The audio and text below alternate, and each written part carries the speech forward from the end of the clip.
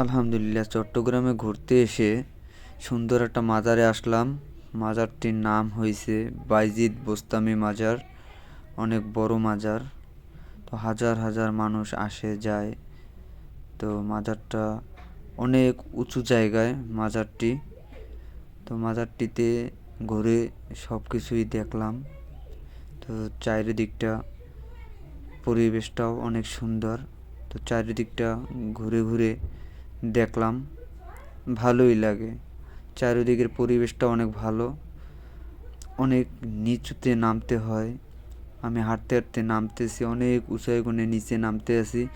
মানুষ উঠতে আছে মাজারে, মাজার জিয়ারত করার জন্য।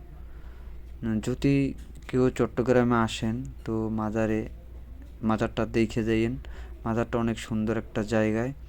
আর মানুষ হাজার হাজার মানুষ আসতে আছে যাইতে আছে এখানে।